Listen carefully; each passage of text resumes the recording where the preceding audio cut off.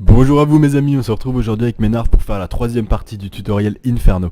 Je vais vous montrer tout de suite le deck que je vous ai concocté qui est cette fois-ci avec Alcazar, donc un héros très orienté sur les sorts, pour changer un petit peu, que vous voyez du gameplay différent. Cette fois-ci j'utiliserai, parce que là on commence à devenir sérieux, on peut voir que je suis monté à 847 de côte. On commence maintenant vraiment, on va commencer vraiment à monter dans les tours, à attaquer sérieusement. Et on va utiliser, si vous avez la possibilité de le faire, faites-le. Parce qu'il va falloir vraiment commencer à devenir un peu plus pointu, un peu moins général. On va utiliser la technique du héros. En l'occurrence celle de Calazar qui est défausser une carte, infliger 2 points de dégâts à la créature ciblée. Si j'en ai besoin, je m'autoriserai à l'utiliser parce que là on commence à monter, il faut commencer à être un petit peu plus optimisé. Donc qu'est-ce que je vous ai fait? C'est un deck qui va se jouer en 5, 3, 0. Donc c'est un deck assez offensif, comme je fais très souvent. Les decks que je maîtrise bien sont souvent des decks fort offensifs, avec des créatures, ma foi, beaucoup de cleave, beaucoup d'unités à cleave, donc comme je vous ai dit, qui DPS une unité et celle à côté. On a celle-ci qui fait ça, on a également celle-ci, le démon, et on a le Cerbère, avec également des créatures à ubiquité qui sont très pratiques. Ces deux-là que vous avez ici, donc de mémoire ici c'est le Cerbère je crois, le Cerbère et le Fielon des Abîmes. Ça va nous permettre de débloquer des situations un petit peu plus complexes. Rajouter à ça les pourboires, les pouvoirs, et ça nous rend vraiment très polyvalent. Donc pour les créatures, tout ça sont des créatures que vous connaissez, que vous avez tous déjà vues. Ici je vais vous montrer les trois que j'ai mis un peu plus spécial. Le saccageur des flammes des enfers, pourquoi? Dans une idée de mettre une pression énorme, d'avoir un deck très offensif. Cette créature elle est terrible. J'ai eu la chance de l'avoir il n'y a pas longtemps. Vous pouvez voir qu'elle fait 7 de dégâts. Elle a une toute petite poule PV mais elle a tellement de dégâts. Ça c'est une créature que si vous la posez, pensez bien à la mettre sur une position protégée. Ne la mettez jamais en face d'une autre. Si vous la sortez, il faut la mettre sur une ligne où il n'y a personne. Parce que sinon vous êtes sûr que l'adversaire va vous mettre une baffe, il va faire n'importe quoi, donc soit augmenter l'attaque de sa créature, soit faire un sort. Enfin il fera tout ce qu'il peut pour vous la prendre, parce qu'à 7 il y a très peu d'unités, ça va vraiment être un gros danger pour l'adversaire, il va être focus dessus. Donc pensez bien à la protéger un maximum. Mais si vous en avez mes amis, n'hésitez pas, vous pouvez d'ailleurs en mettre 2, si vous en avez 2 vous pouvez y aller. Ici, le maniaque des flammes des enfers. C'est une créature qui va nous permettre, dans ce deck où on a beaucoup de créatures faibles, c'est une créature qui va nous permettre en fait simplement de gérer les unités adverses trop élevées pour qu'on puisse les attaquer. Si vous avez par exemple, je pense à Céleste, on va dire, voilà, Céleste du Havre, une créature qui a une pool PV à 8 et qui tape à 4, bah ici vous n'avez aucune créature à part Lilim qui va pouvoir survivre à une seule claque de cette créature. Parce qu'évidemment on a un deck très offensif, donc au détriment de la pool PV. Et bien avec cette créature, vous pouvez forcer l'adversaire à vous attaquer en état de berserk, et à chaque fois il prendra 4 de dégâts. Vous voyez là dans le cas de Céleste, bah il vous attaque, boum, il prend 4 de dégâts, 4 de riposte, il n'a pas le choix, il peut pas la bouger, la créature est comme hypnotisée, elle est obligée d'attaquer le maniaque. Il prend 4 de dégâts de riposte, derrière vous lui mettez 3, il lui reste qu'un PV, bon ça veut dire que si vous avez ne serait-ce qu'un trait de feu, ou ne serait-ce qu'une amélioration, ou une autre créature derrière le maniaque, et ben vous le faites peinard, voilà mes amis. Donc c'est très bon le maniaque, si vous en avez 4, mettez les 4, c'est vraiment très bon, ça peut permettre de dépanner. Évidemment si vous mettez 4 maniaques des flammes infernales, il faudra compenser ailleurs, on ne dépasse jamais le chiffre des 59, vous le savez bien. Alors en sort, j'ai mis quoi? Des choses très classiques. Pourquoi? Parce que on aurait pu partir à 4 et mettre 4 boules de feu et 4 récoltes d'âme, mais il se trouve que sur ce compte, je ne les ai pas. Ça compte beaucoup, les 4 récoltes d'âme, ça aide beaucoup. J'ai des courbes magie, j'aurais pu un petit peu aider avec ça, mais bon... Je juge que c'est pas utile, je préfère l'avoir comme ça, avec ici 12 sorts qui sont ma foi excellents, vraiment que moi j'aime beaucoup. Alors vous pouvez rajouter si vous le voulez 4 boules de feu, 4 récoltes d'âme, 4 courbes magie dans la combinaison qui vous intéresse. Si par exemple vous vous demandez une bonne combinaison selon moi, peut-être d'enlever quelques créatures, de mettre 4 récoltes d'âme, 2 courbes magie et 2 boules de feu. Ça peut être quelque chose d'assez équilibré. Vous allez me dire il faut retirer 8 créatures. Bah vous pouvez tant qu'on est à 30 créatures, vous pouvez vous retirer un petit peu des créatures hautes. Celles-ci vous pouvez les retirer, vous auriez plus besoin des maniaques des flammes puisque vous avez récolte d'âme qui permet de one shot n'importe quelle créature. Donc vous pouvez enlever ça, vous pouvez enlever le saccageur. Après vous enlevez un petit peu de créatures en 1, enfin voilà, vous vous débrouillez, c'est carrément jouable quoi. Moi j'ai choisi de mettre les 4 traits de feu que je trouve vraiment top comme sort, c'est vraiment très pratique. Ici 4 feux intérieurs, une excellente carte qui coûte pas cher pour un investissement de 0 puisque Alcazar commence à 2. Elle permet d'augmenter l'attaque de 2 mais également, et on n'y pense pas souvent, elle permet d'augmenter la défense, enfin pas la défense, la riposte de 2. Et ça peut vraiment vous permettre sur un adversaire non immunisé à la riposte de le surprendre. Parce que non seulement vous allez taper à 2 de plus, mais lui derrière quand il va vous taper, s'il ne vous tue pas, il va prendre 2 de riposte en plus, parce que ça ne dure pas que un tour, ça dure jusqu'à votre prochain tour, c'est-à-dire que au tour de l'adversaire, il subira votre riposte augmentée, donc vraiment une carte qui a des aspects multiples très intéressants. Et ici évidemment 4 sauts de la mort qui vont me permettre, qui sont vraiment mon garde-fou, qui vont me permettre de, le cas échéant, dans le besoin, de me débarrasser d'une créature d'un niveau trop élevé en fait, que je ne pourrais pas tuer en un coup, qui va me poser problème si le jeu commence à tarder. Cette carte là peut me sortir d'une situation. Il y a quelque chose de bien à dire sur le saut de la mort qu'il faut savoir, c'est que si vous le mettez sur une créature qui admettons a une pool PV de 8 et que vous lui envoyez uniquement un trait de feu, ça ne le tuera pas mes amis. Pour tuer une créature qui a le saut de la mort, il faut le frapper mes amis. Et de mémoire, ça il faudra que je le vérifie, de mémoire sur la riposte ça ne fonctionne pas non plus. C'est à dire que si vous le mettez sur une créature et que vous vous dites bah au prochain coup elle va taper ma créature, elle n'est pas immunisée à la riposte, elle va prendre des dégâts de combat et elle en mourra, ça ne marchera pas. Ça ne marche de mémoire, malgré ce qui est dit, subit des dégâts de combat, ça ne marche que sur les dégâts directs, c'est-à-dire une baffe que vous allez lui mettre avec une de vos unités. Donc une petite faiblesse sur cette carte, une petite traduction française à mon avis qui est pas très bien faite. On vérifiera pour la riposte. Mais pour les sorts en tout cas normalement c'est le cas, ou alors c'est l'inverse, mais à voir. De toute façon on aura certainement l'occasion de vérifier ensemble, mais je me rappelle qu'il me semble vraiment que ça ne fonctionne que sur les dégâts directs de combat, donc bel et bien une claque que vous allez mettre à son unité qui est marquée du saut de la mort. On va tout de suite aller voir ensemble. C'est faire une petite partie et mettre ce deck, je le rappelle, très offensif. Avant de commencer, un petit mot aussi sur ce deck d'une manière générale. C'est un deck qui va être très rentable. Si vous voulez farmer des PO, ça va être très rentable. Parce que c'est un deck rapide, ultra offensif. En 5 minutes, vous savez si vous avez gagné. Et comparé par exemple à un deck du sanctuaire qui est beaucoup plus long à se mettre en place, qui est un peu plus complexe, un peu plus tout ça, là c'est un deck vraiment frontal quoi, ça passe ou ça passe pas, vous allez le savoir tout de suite. Donc vous farmez vos PO, voilà, si ça passe pas, bah vous quittez, c'est tout, vous abandonnez, vous laissez votre adversaire vous finir rapidement, vous écartez vos cartes, enfin vous le savez de toute façon. Et quand ça passe, bah, c'est des victoires qui se font en 4-5 minutes souvent, et ça va vous permettre vraiment d'accumuler très rapidement des PO, c'est vraiment très bien. Allez, ceci étant dit, on va tout de suite voir si un adversaire va un petit peu se friter avec nous, avec ce petit deck qui s'appelle donc le Alcazar Boom Boom, parce qu'il est, il est vraiment très offensif celui-là, vous allez voir ça. Donc on a l'adversaire de la nécropole et un deck ma foi qui est absolument merveilleux, que j'adore, super, ça c'est vraiment le genre de main que j'adore, vous voyez ça fait 1, 2, 3, 4, et dommage on n'a pas de 5 donc évidemment, mais on a le petit trait de feu donc vraiment très bien. Pensez bien également à une chose, quand vous ne commencez pas avec Alcazar, c'est vraiment embêtant, parce que vous n'avez 0 point d'invocation, donc quand ça va être votre tour, eh bien vous passerez, attendez une petite seconde, excusez-moi, vous passerez à 1 d'invocation. Si là c'était son tour à lui, bah, ça aurait été mon tour, j'aurais eu 2 points à jouer mais j'aurais pu monter qu'à 1 et j'aurais été coincé, vous voyez, j'aurais perdu un point. Donc là je commence, bah, une très bonne affaire. Et ce qu'on va faire, comme on sait que c'est un incorporel, hop, on lui met une créature magique tout de suite en face. On sait que c'est un adversaire qui ne maîtrise pas la magie du feu, qui ne pourra pas encore nous faire de saut de la mort ou quoi que ce soit, donc on sait que cette créature là est safe, il n'y a pas de problème. Et on sait qu'on peut se la faire en un coup vu que c'est une créature de dégâts magiques, donc elle tuera son incorporel en un coup. Voilà, donc il choisit de la bouger évidemment. En sachant qu'ici j'ai un trait de feu, donc le besoin je peux châtier. Et là mes amis, bah, vous allez voir la très bonne application, hein. Je pourrais le laisser, mais je préfère tout de suite jouer cette carte là, voilà, et voilà. Et vous pouvez voir qu'on se fait une très bonne créature T3, hein. Pour moi c'est une des meilleures créatures T3 du jeu, le chevalier vampire, c'est vraiment très puissant. Immunisé à la riposte, peut être placé n'importe où parce que c'est une créature volante. Drain de vie 2, une pool PV qui a 5, c'est-à-dire qu'elle est impaire, et toutes les poules PV impaires sont bien supérieures aux poules PV à pair, parce que vous avez remarqué que la plupart des créatures ont des dégâts en chiffres pairs. Donc en fait une créature en chiffre impair au niveau de sa pool PV est vraiment au-dessus des autres, c'est très bien. Alors maintenant, on a utilisé tous nos points, on sait que nos sortilèges se jouent en 3 points, donc si on a besoin de jouer un sortilège un tour qui coûte 3, on l'augmentera ce tour là, on continue à augmenter notre pool d'invocation et on DPS. En sachant que j'ai toujours mon petit trait de feu, donc si j'ai l'occasion, bah hop. Donc là il fait une très bonne affaire parce que je vais être un petit peu embêté pour lui prendre. J'ai déjà utilisé mon petit coup, le coup d'avant, c'est bien dommage. Alors là on peut voir qu'il augmente sa magie, hein, donc il est très certainement en train de partir vers du comment ça s'appelle, du saut de la mort, hein, très certainement. Ici on peut invoquer à 4, donc cette créature là, ma foi, je pense qu'on va se la déplacer ici et on va en profiter tout à l'heure, comme je vous l'ai dit. On va le laisser taper, hein, il tape à 2, c'est pas grave, moi aussi je tape à 2. Sauf que là, là je vais taper à 6 mon ami.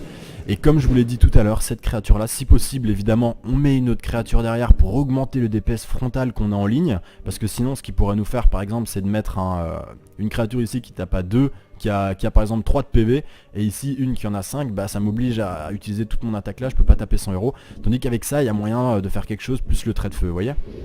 Et toujours, comme je vous l'ai dit tout à l'heure, cette créature là, surtout quand vous la sortez, vous voyez qu'elle tape à 6, j'aurais pu la sortir ici. Et en me disant ouais il va me taper à 2, ok moi derrière je lui mets 6, il est mort, je me débarrasse d'une créature chiante. Mais vous voyez qu'il augmente sa magie et il a très certainement du saut de la mort. S'il est malin il va tuer celle-là pour mettre quelque chose en face. Voilà, très bien joué à lui, hein, très fin. Donc là bah, il fait un choix plus que discutable. Ah là c'est bon ce qu'il fait. Sauf que mes amis, j'ai bien fait de garder mon trait de feu de tout à l'heure. Ce qui va se passer c'est ceci, et voilà. Vous voyez que parce que j'ai pas mis mes créatures en face, il a augmenté sa magie, donc il aurait très certainement pu me faire à 3, hein, c'est le coup du saut de la mort, il aurait très certainement pu me le faire. J'ai joué là en me disant j'expose un peu mon héros, au final c'est lui qui est venu s'empaler, et j'ai fait une très bonne affaire. Donc là on peut voir qu'il m'embête un petit peu, hein. Si je le tape à 2, en plus je prends la riposte, ça vaut vraiment pas la peine.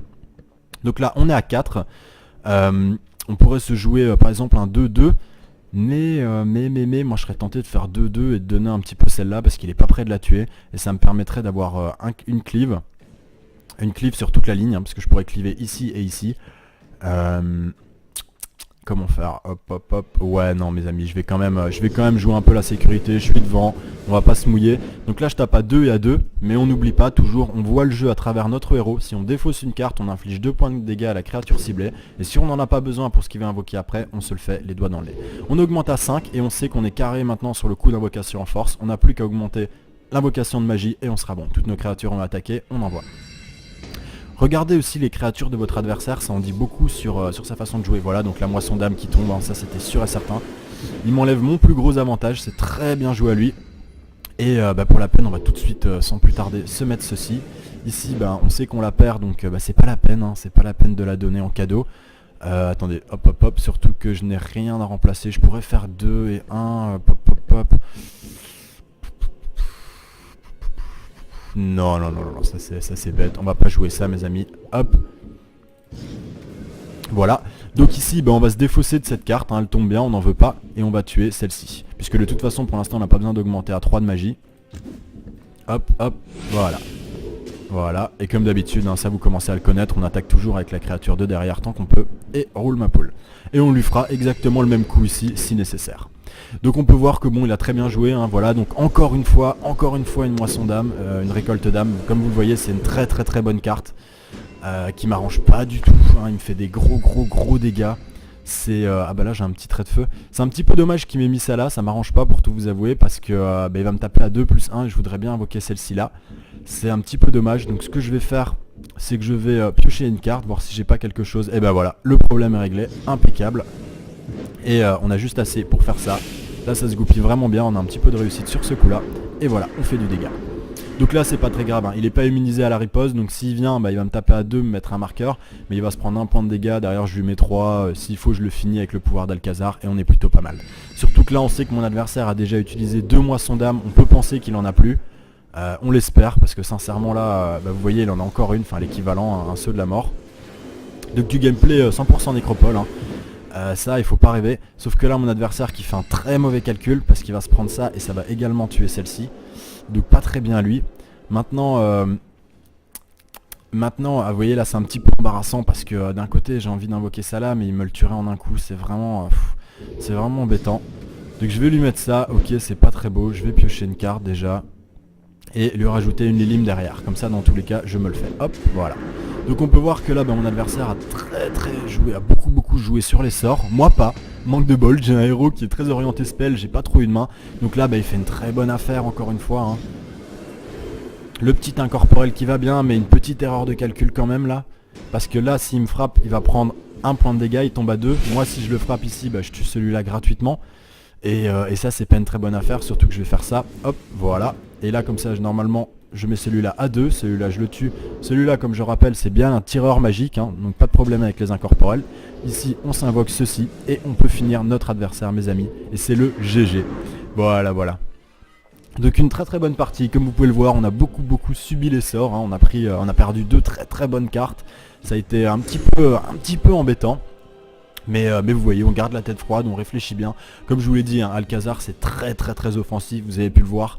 Il y a beaucoup de moyens de se débrouiller grâce à notamment au sort que j'ai mis. Alors c'est pas, j'ai pas mis Moisson d'âme qui a l'air vraiment ultra offensif dès le départ et qui l'est d'ailleurs. Hein. Je n'ai pas mis Moisson d'âme, comme je vous l'ai dit, on peut le mettre, c'est une façon de faire. Moi je préfère jouer avec des traits de feu et des feux intérieurs que je trouve d'abord moins cher pour un résultat pareil. Vous voyez, parce que il a tué une de mes créatures qui tapait à 4 en utilisant, que j'avais invoqué, qui avait un coup à 3. Pour ça il a utilisé un sort qui était à 4 d'invocation. Est-ce que c'est une bonne affaire? Pas forcément. Si vraiment c'est une créature embêtante, que vous avez vraiment aucune solution, j'imagine que c'était son cas, hein, il avait rien d'autre. Mais c'est pas forcément la meilleure solution du tout. Ça coûte très cher et il faut le placer sur des unités assez chères pour que ce soit rentable. Souvenez-vous bien que vraiment c'est aussi un jeu de combat où on combat avec nos ressources contre celles de l'adversaire. Ça compte également pour beaucoup. Il faut y penser. Qu'est-ce que lui a utilisé? Qu'est-ce que ça lui a coûté de tuer ma créature? Ça compte pour beaucoup. Donc voilà mes amis, ce sera la fin de ce tutoriel. J'espère que ça vous a plu. On a pu voir ensemble différentes formes de jeu. Et évidemment, comme d'habitude, dans le lien, dans la description de la vidéo, vous trouverez le deck utilisé avec la petite remarque, la petite annotation qui va bien. Et je vous fais à tous des gros bisous mes amis. On se retrouve bientôt. Avant de terminer, oui je pense à ça, avant de terminer un petit mot, beaucoup de gens m'ont demandé pour voir un peu du gameplay de mon niveau. Il faut savoir que moi mon niveau, je suis tout juste à 1500 de côte, à mon niveau personnel. Donc il y a des gens qui m'ont demandé, ouais moi c'est un peu embêtant, je suis à 1004 de côte, j'arrive pas à monter à 1005. Faut savoir une chose mes amis, c'est que moi je suis à 1005 de côte tout juste. C'est-à-dire que quand vous êtes à 1004 de côte, j'ai rien à vous apprendre mes amis. Je peux pas vous faire une vidéo tutoriel où je vous apprends comment bien jouer. Parce que vous avez quasiment mon niveau. C'est pas possible. Vous voyez, à 1004 de code, ce qu'il faut faire, c'est comme tout le monde, vous pouvez aller voir sur n'importe quel forum. Ce qu'il faut faire, c'est tout simplement, il faut farmer mes amis. Il faut farmer. Alors oui, une défaite va vous coûter 30 points et une victoire va vous en rapporter 5. Ça fait mal, mais c'est comme ça mes amis. C'est comme ça. Pour passer à 1005 de code, c'est la catastrophe. C'est tellement difficile qu'il y a des mecs qui viennent le dire sur les forums officiels. Quand ils passent à 1005 de code, ils disent ouais ça y est, j'ai ding et tout le monde les félicite.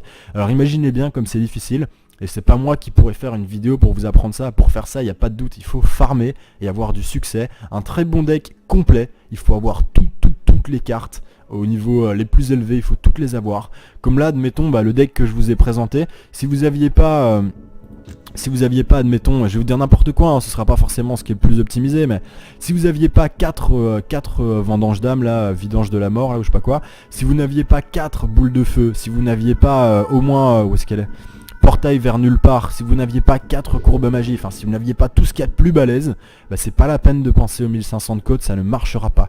Il faut avoir le deck le plus ultime possible, il faut que vous ayez toutes les cartes, c'est absolu, il faut que vous les ayez toutes.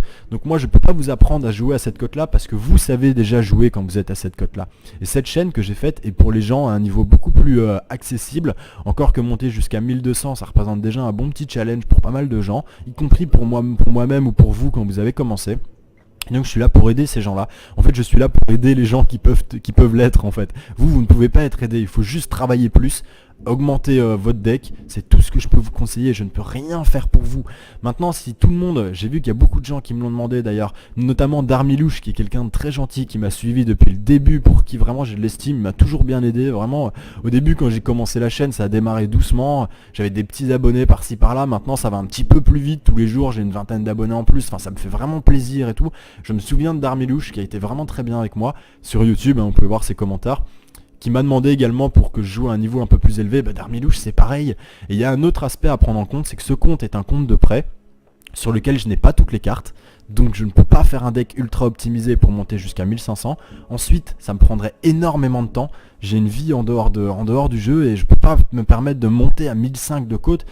Pour monter, pour vous dire, rien que de monter de 1004 à 1500 de côte, il faut une journée, 24 heures de jeu à peu près, pour farmer suffisamment que pour gagner cette tranche de points. C'est vraiment très long. Moi je peux pas me permettre de jouer malheureusement pendant 24 heures pour monter à 1005 de côte, faire une vidéo et après redescendre, et pour redescendre ça me ferait 2 paliers qui seraient très durs à redescendre parce que vous le savez qu'il y a des limites dans ce qu'on peut faire au niveau du déclassement. pour tout ça. Et en plus c'est malhonnête de monter comme ça, de descendre, c'est quelque chose que j'aime pas beaucoup faire. Vous voyez moi-même quand je farme des PO, j'aime pas déjà monter au-dessus de la barre des 1000, ça me gêne un peu parce qu'après ça fait des free lose et tout, enfin ça déséquilibre le jeu, j'aime pas faire ça. Donc voilà, non seulement j'ai pas les cartes, non seulement j'ai pas le temps, non seulement j'aurais pas grand chose à vous apprendre, c'est la vérité. C'est difficile mes amis, vous me comprenez, j'en suis sûr. Et je voudrais surtout avant tout aider les gens qui vraiment peuvent l'être, ceux qui ne connaissent pas tous les petits aspects du jeu, les petites filouteries, vous savez, tout ce qui est un petit peu compliqué. C'est vraiment pour ces gens-là que j'ai fait cette chaîne. Et même si j'essaye de plaire au maximum de gens, il faut quand même que je reste assez concentré. Maintenant, je ferme pas la porte.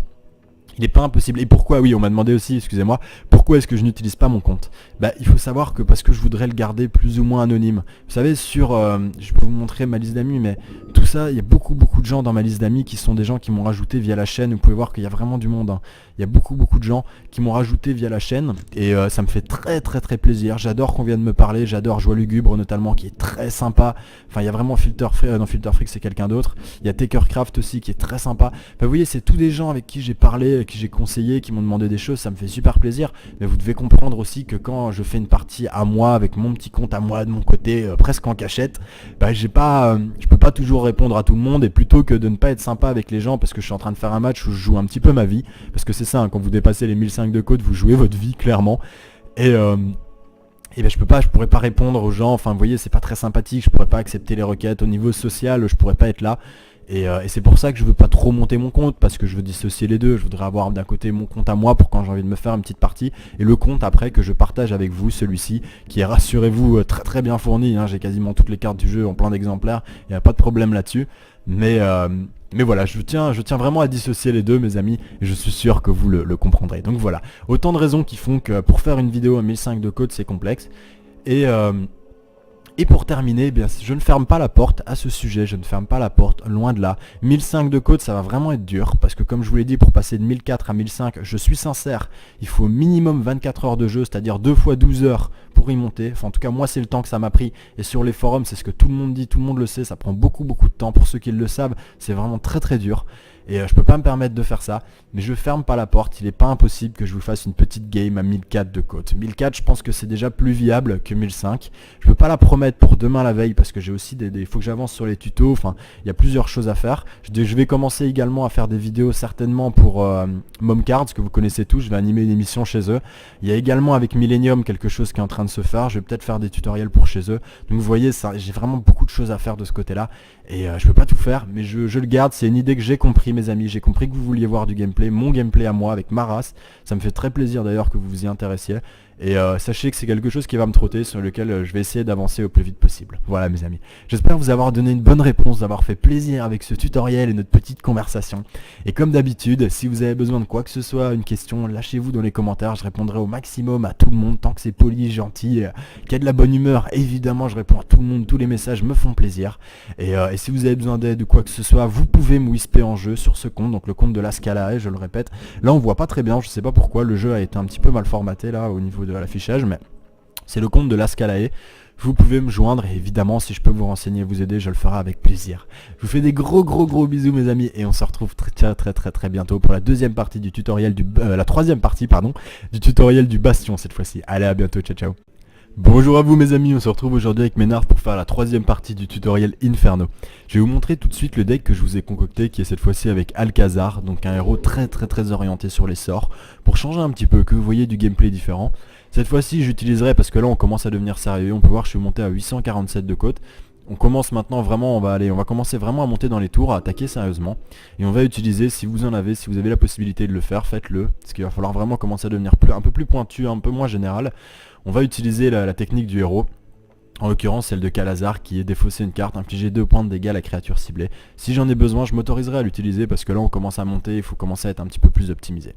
Donc qu'est-ce que je vous ai fait? C'est un deck qui va se jouer en 5, 3, 0. Donc c'est un deck assez offensif, comme je fais très souvent. Les decks que je maîtrise bien sont souvent des decks fort offensifs, avec des créatures, ma foi, beaucoup de cleave, beaucoup d'unités à cleave, donc comme je vous ai dit, qui DPS une unité et celle à côté. On a celle-ci qui fait ça, on a également celle-ci, le démon, et on a le Cerbère, avec également des créatures à ubiquité qui sont très pratiques. C'est de là que vous avez ici, donc de mémoire, ici c'est le Cerbère je crois, le Cerbère et le Filon des Abîmes. Ça va nous permettre de débloquer des situations un petit peu plus complexes. Rajouter à ça les pourboires, les pouvoirs, et ça nous rend vraiment très polyvalent. Donc pour les créatures, tout ça sont des créatures que vous connaissez, que vous avez tous déjà vues. Ici je vais vous montrer les trois que j'ai mis un peu plus spéciales. Le saccageur des flammes des enfers, pourquoi? Dans une idée de mettre une pression énorme, d'avoir un deck très offensif, vraiment que ça ne fonctionne que sur les dégâts directs de combat, donc bel et bien une claque que vous allez mettre à son unité qui est marquée du sceau de la mort. On va tout de suite aller voir ensemble, se faire une petite partie et mettre ce deck, je le rappelle, très offensif. Avant de commencer, un petit mot aussi sur ce deck d'une manière générale. C'est un deck qui va être très rentable. Si vous voulez farmer des PO, ça va être très rentable. Parce que c'est un deck rapide, ultra offensif. En 5 minutes, vous savez si vous avez gagné. Et comparé par exemple à un deck du sanctuaire qui est beaucoup plus long à se mettre en place, qui est un peu plus complexe, un peu plus tout ça, là c'est un deck vraiment frontal quoi, ça passe ou ça passe pas, vous allez le savoir tout de suite. Donc vous farmez vos PO, voilà, si ça passe pas, bah vous quittez, c'est tout, vous abandonnez, vous laissez votre adversaire vous finir rapidement, vous écartez vos cartes, enfin vous le savez de toute façon. Et quand ça passe, bah, c'est des victoires qui se font en 4-5 minutes souvent, et ça va vous permettre vraiment d'accumuler très rapidement des PO, c'est vraiment très bien. Allez, ceci étant dit, on va tout de suite voir si un adversaire va un petit peu se friter avec nous, avec ce petit deck qui s'appelle donc le Alcazar Boom Boom, parce qu'il est, il est vraiment très offensif celui-là, vous allez voir ça. Donc on a l'adversaire de la nécropole et un deck ma foi qui est absolument merveilleux, que j'adore, super, c'est vraiment le genre de main que j'adore, vous voyez ça fait 1, 2, 3, 4, et dommage on n'a pas de 5 donc évidemment, mais on a le petit trait de feu, donc vraiment très bien. Pensez bien également à une chose, quand vous ne commencez pas avec Alcazar, c'est vraiment embêtant, parce que vous n'avez 0 point d'invocation, donc quand ça va être votre tour, eh bien vous passerez, attendez une petite seconde, excusez-moi, vous passerez à 1 d'invocation. Si là c'était son tour à lui, bah, ça aurait été mon tour, j'aurais eu 2 points à jouer, mais j'aurais pu monter qu'à 1, et j'aurais été coincé, vous voyez, j'aurais perdu un point. Donc là c'est la défense, enfin pas la défense, la riposte de 2, et ça peut vraiment vous permettre sur un adversaire non immunisé à la riposte de le surprendre. Parce que non seulement vous allez taper à 2 de plus, mais lui derrière quand il va vous taper, s'il ne vous tue pas, il va prendre 2 de riposte en plus. Parce que ça ne dure pas que un tour, ça dure jusqu'à votre prochain tour.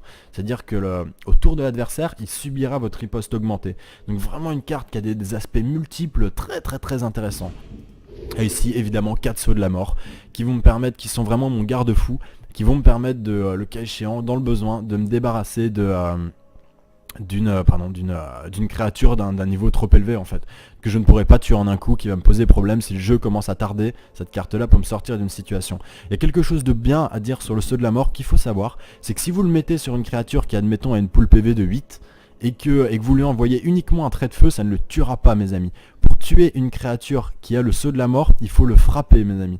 Et de mémoire, ça il faudra que je le vérifie, de mémoire sur la riposte ça ne fonctionne pas non plus. C'est à dire que si vous le mettez sur une créature et que vous vous dites bah au prochain coup elle va taper ma créature, elle n'est pas immunisée à la riposte, elle va prendre des dégâts de combat et elle en mourra, ça ne marchera pas. Ça ne marche de mémoire, malgré ce qui est dit, subit des dégâts de combat, ça ne marche que sur les dégâts directs, c'est-à-dire une baffe que vous allez lui mettre avec une de vos unités. Donc une petite faiblesse sur cette carte, une petite traduction française à mon avis qui est pas très bien faite. On vérifiera pour la riposte. Mais pour les sorts en tout cas normalement c'est le cas. Ou alors c'est l'inverse, mais à voir. De toute façon on aura certainement l'occasion de vérifier ensemble. Mais je me rappelle que si vous en avez 4, mettez les 4. C'est vraiment très bon, ça peut permettre de dépanner. Évidemment si vous mettez 4 maniaques des flammes infernales, il faudra compenser ailleurs. On ne dépasse jamais le chiffre des 59, vous le savez bien. Alors en sort, j'ai mis quoi? Des choses très classiques. Pourquoi? Parce que on aurait pu partir à 4 et mettre 4 boules de feu et 4 récoltes d'âme, mais il se trouve que sur ce compte, je ne les ai pas. Ça compte beaucoup, les 4 récoltes d'âme, ça aide beaucoup. J'ai des courbes magie, j'aurais pu un petit peu aider avec ça, mais bon... Je juge que c'est pas utile, je préfère l'avoir comme ça, avec ici 12 sorts qui sont ma foi excellents, vraiment que moi j'aime beaucoup.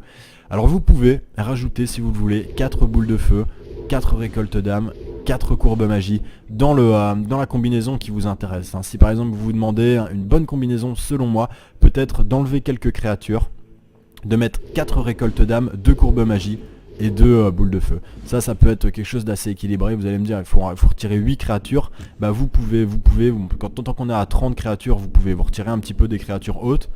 Celles-ci, vous pouvez les retirer. Vous auriez plus besoin des maniaques des flammes, puisque vous avez récolte d'âme qui permet de one-shot n'importe quelle créature. Donc vous pouvez enlever ça, vous pouvez enlever le saccageur. Après vous enlevez un petit peu de créatures en 1. Enfin voilà, vous vous débrouillez, c'est carrément jouable quoi. Moi j'ai choisi de mettre les 4 traits de feu que je trouve vraiment top comme sort, c'est vraiment très pratique. Ici 4 feux intérieurs. Une excellente carte qui coûte pas cher pour un investissement de 0 puisque Alcazar commence à 2. Elle permet d'augmenter l'attaque de 2, mais également, et on n'y pense pas souvent, elle permet d'augmenter. Cette créature, elle est terrible. J'ai eu la chance de la voir il n'y a pas longtemps. Vous pouvez voir qu'elle fait 7 de dégâts. Elle a une toute petite poule PV, mais elle a tellement de dégâts. Ça, c'est une créature que, si vous la posez, pensez bien à la mettre sur une position protégée. Ne la mettez jamais en face d'une autre. Si vous la sortez, il faut la mettre sur une ligne où il n'y a personne. Parce que sinon, vous êtes sûr que l'adversaire va vous mettre une baffe. Il va faire n'importe quoi. Donc, soit augmenter l'attaque de sa créature, soit faire un sort. Enfin, il fera tout ce qu'il peut pour vous la prendre. Parce qu'à 7, il y a très peu d'unités. Ça va vraiment être un gros danger pour l'adversaire. Il va être focus dessus. Donc, pensez bien à la protéger un maximum. Mais si vous en avez, mes amis, n'hésitez pas. Vous pouvez d'ailleurs en mettre 2. Si vous en avez 2, vous pouvez y aller.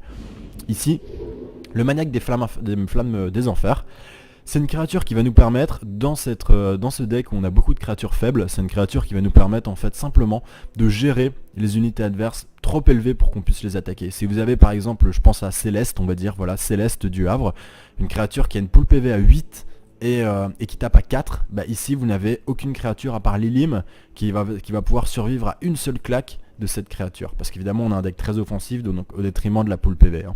Et bien avec cette créature, vous pouvez forcer l'adversaire à vous attaquer en état de berserk, et à chaque fois il prendra 4 de dégâts. Vous voyez là dans le cas de Céleste, bah il vous attaque, boum, il prend 4 de dégâts, 4 de riposte, il n'a pas le choix, il peut pas la bouger, la créature est comme hypnotisée, elle est obligée d'attaquer le maniaque. Il prend 4 de dégâts de riposte, derrière vous lui mettez 3, il lui reste qu'un PV, bon ça veut dire que si vous avez ne serait-ce qu'un trait de feu, ou ne serait-ce qu'une amélioration, ou une autre créature derrière le maniaque, et ben vous le faites peinard, voilà mes amis. Donc c'est très bon le maniaque.